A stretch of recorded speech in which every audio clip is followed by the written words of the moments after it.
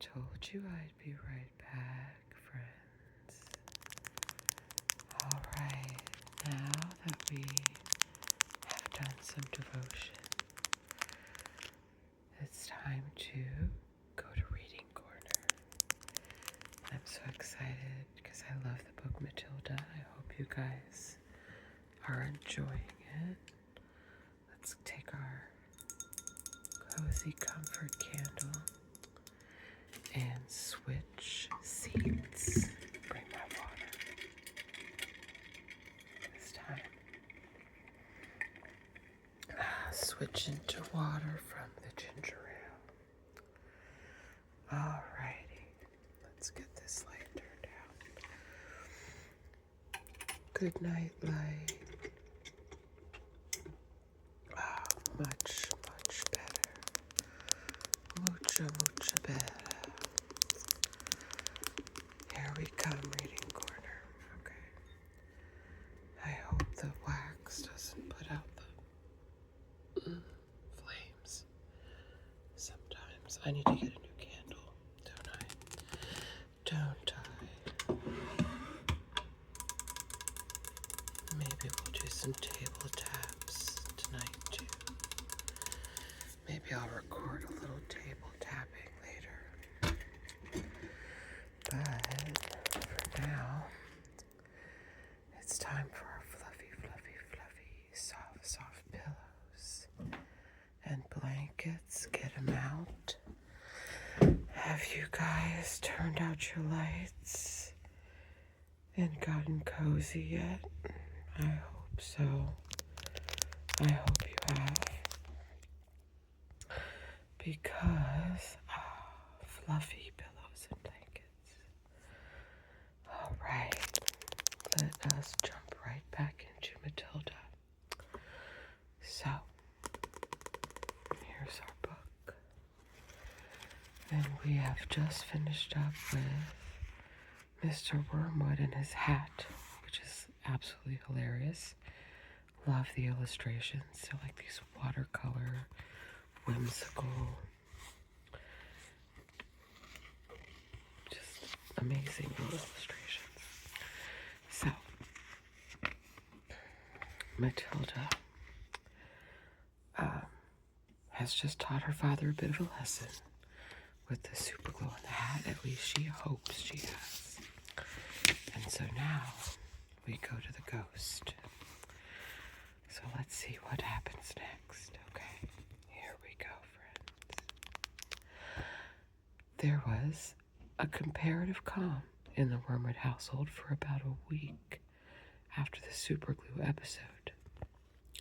The experience had clearly chastened Mr. Wormwood, and he seemed temporarily to have lost his taste for boasting and bullying.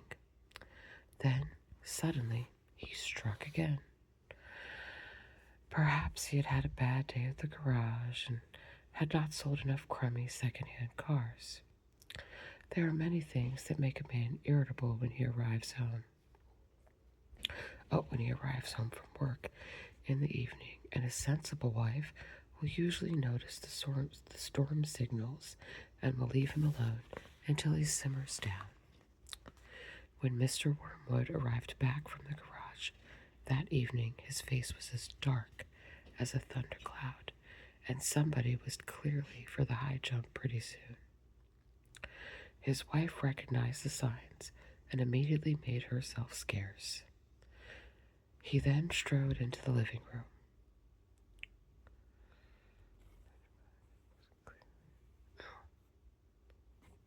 Sorry, I had to reread that. It didn't make sense to me at first. When Mr. Wormwood arrived back from the garage that evening, his face was dark as a thundercloud, and somebody was clearly for the high jump pretty soon. His wife recognized the signs immediately and made herself scarce. He then strode into the living room. Matilda happened to be curled up in an armchair in the corner, totally absorbed in a book, just like us. Mr. Wormwood switched on the television. The screen lit up. The program blared. Mr. Wormwood glared at Matilda. She hadn't moved. She had somehow trained herself by now to block her ears to the ghastly sound of the dreaded box. She kept right on reading, and for some reason this infuriated the father. Perhaps his anger was intensified because he saw her getting pleasure from something that was beyond his reach. "Don't you ever stop reading," he snapped at her. "Oh, hello, Daddy," she said pleasantly. "Did you have a good day?" "What is this trash?" he said, snatching the book from her hands.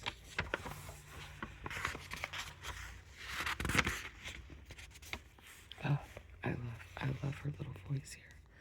"It isn't trash, Daddy, it's lovely. It's called The Red Pony. It's by John Steinbeck, an American writer. Why don't you try it? You'll love it." "Filth," Mr. Wormwood said. "If it's by an American, it's certain to be filth. That's all they write about." "No, Daddy, it's beautiful. Honestly, it is. It's about—" "I don't want to know what it's about," Mr. Wormwood barked. "I'm fed up with your reading anyway. Go and find yourself something useful to do." Oh no. Oh no. Oh. With frightening suddenness, he now began ripping the pages out of the book in handfuls and throwing them in the waste paper basket. Matilda froze in horror. The father kept going. There seemed little doubt that the man felt some kind of jealousy. "How dare she," he seemed to be saying with each rip of a page, "how dare she enjoy reading books when he couldn't? How dare she?" "That's a library book," Matilda cried. "It doesn't belong to me. I have to return it to Mrs. Phelps." "Then you'll have to buy another one, won't you?" the father said, still tearing out pages. "You'll have to save your pocket money until there's enough in the kitty to buy a new one for your precious Mrs. Phelps, won't you?"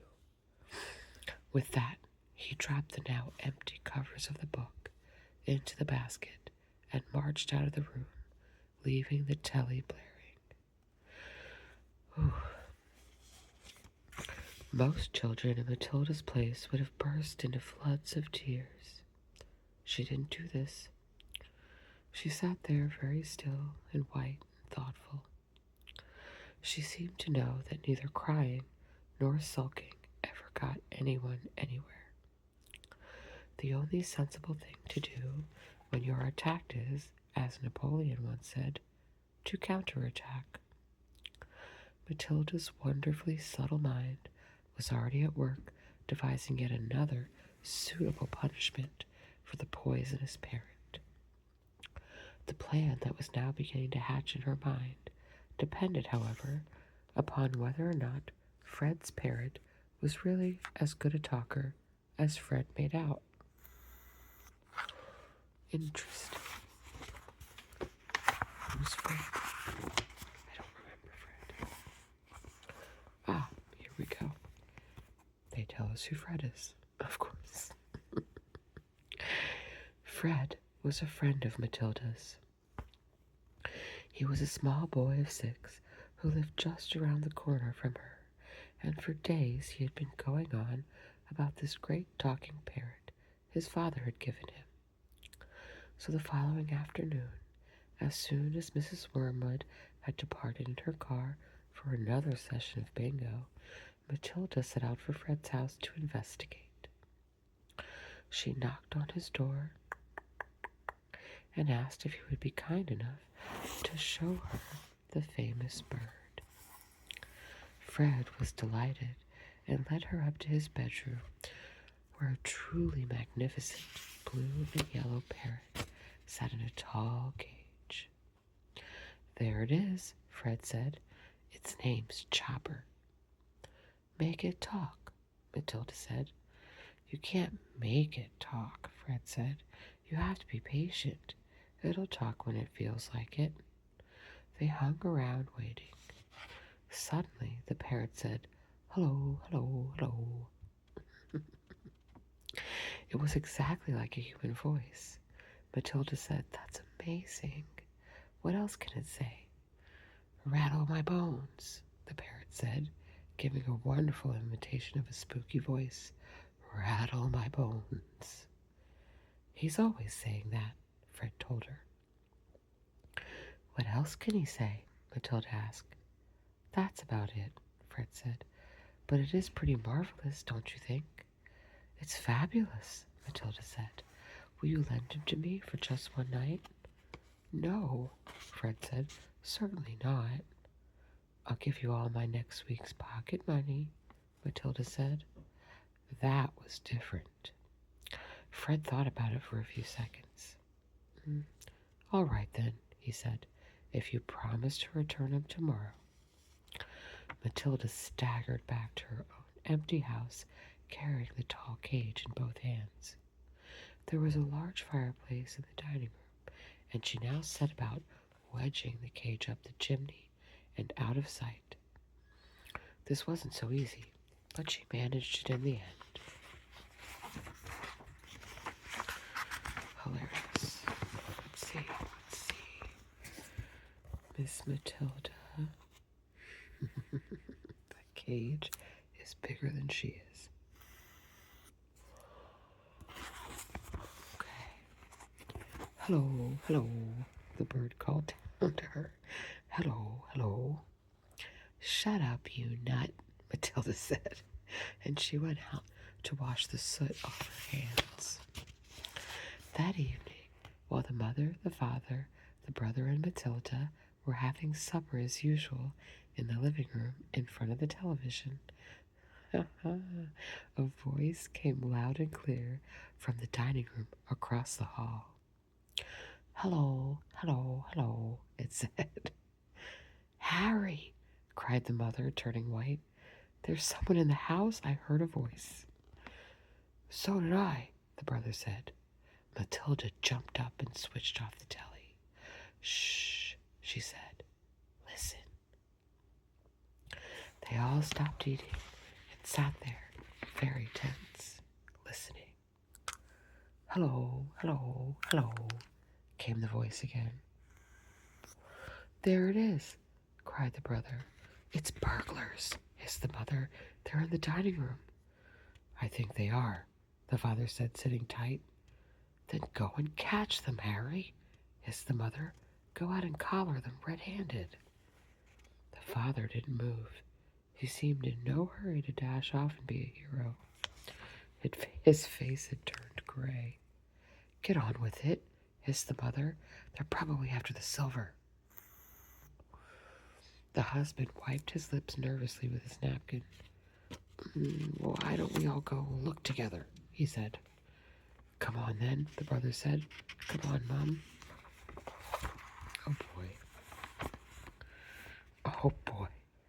He's the...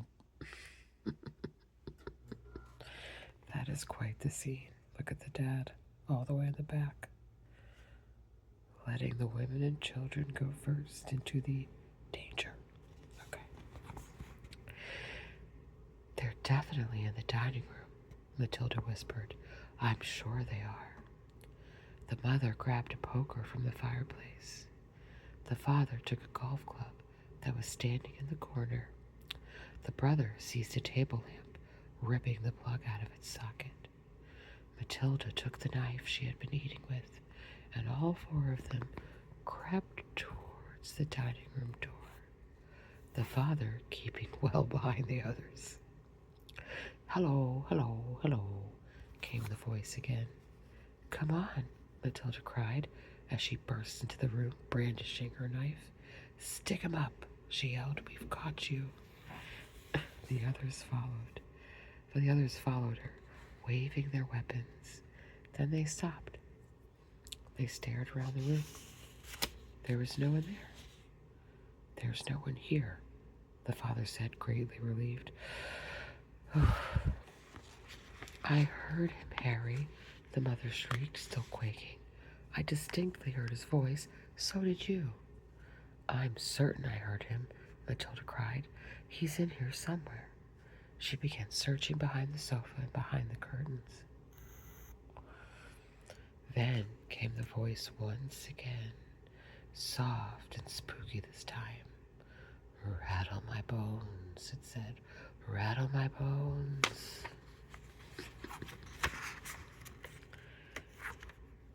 Oh, I thought this was a longer chapter. Okay. They all jumped, including Matilda, who was a pretty good actress. They stared around the room. There was still no one there. "It's a ghost," Matilda said. "Heaven help us," cried the mother, clutching her husband around the neck. "I know it's a ghost," Matilda said. "I've heard it here before. This room is haunted. I thought you knew that." "Save us," the mother screamed, almost throttling her husband. "I'm getting out of here," the father said, grayer than ever now. They all fled, slamming the door behind them. The next afternoon, Matilda managed to get a rather sooty and grumpy parrot down from the chimney and out of the house without being seen. She carried it all through the back door and ran with it all the way to Fred's house. "Did it behave itself?" Fred asked her. "We had a lovely time with it," Matilda said. "My parents adored it." So that was the ghost. Next is arithmetic.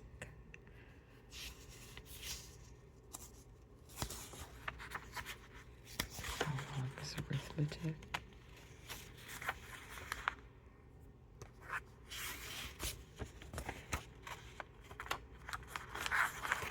I guess we'll leave it for tomorrow. It's not that long. Let's see. Let's go into it. Let's go ahead. Let's do 2 chapters tonight.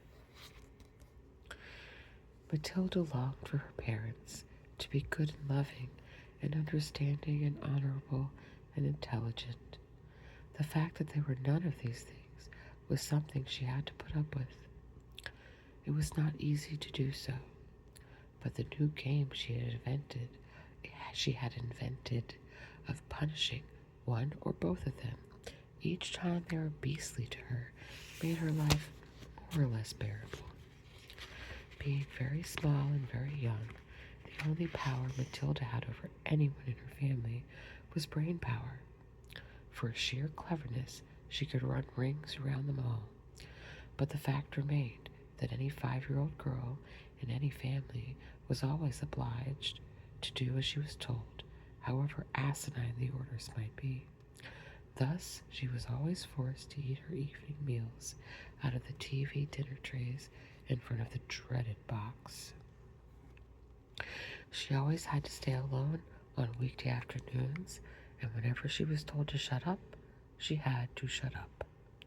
Her safety valve, the thing that prevented her from going round the bend, was the fun of devising and dishing out these splendid punishments. And the lovely thing was that they seemed to work, at any rate for short periods. The father, in particular, became less cocky and unbearable for several days after receiving a dose of Matilda's magic medicine.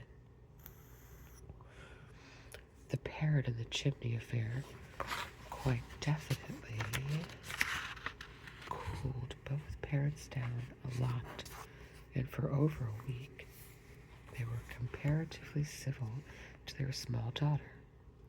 But alas, this couldn't last. The next flare-up came one evening in the sitting room. Mr. Wormwood had just returned from work. Matilda and her brother were sitting quietly on the sofa, waiting for their mother to bring in the TV dinners on a tray. The television had not yet been switched on. In came Mr. Wormwood in a loud check suit and a yellow tie. The appalling broad orange and green check of the jacket and trousers almost blinded the onlooker. He looked like a low-grade bookmaker dressed up for his daughter's wedding, and he was clearly very pleased with himself this evening. He sat down in an armchair and rubbed his hands together and addressed his son in a loud voice. "Well, my boy," he said, "your father's had a most successful day. He is a lot richer tonight than he was this morning. He has sold no less than 5 cars, each one at a tidy profit. Sawdust in the gearboxes, the electric drill on the speedometer cables, a splash of paint here or there, and a few other clever little tricks, and the idiots were falling all over themselves to buy. He fished a bit of paper from his pocket and studied it. "Listen, boy," he said, addressing the son and ignoring Matilda. "Seeing as you'll be going into this business with me one day, you've got to know how to add up the profits you make at the end of each day. Go and get yourself a pad and a pencil, and let's see how clever you are."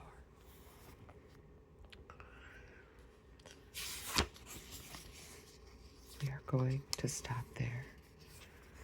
I know that's a little...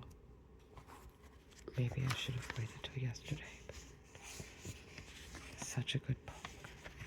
But we're at the 20-minute mark. I think we'll stop there, and we will continue on with arithmetic tomorrow. Alright, guys, so we got a 1.5 extra pages of a new chapter. And now we'll do some poems from Where the Sidewalk Ends. But I'll end this little video with you guys now, and I will upload another with some poems from Where the Sidewalk Ends and a little table tapping for you. So I hope you enjoyed our chapter of Matilda tonight, and I'll see you in a second for some Where the Sidewalk Ends.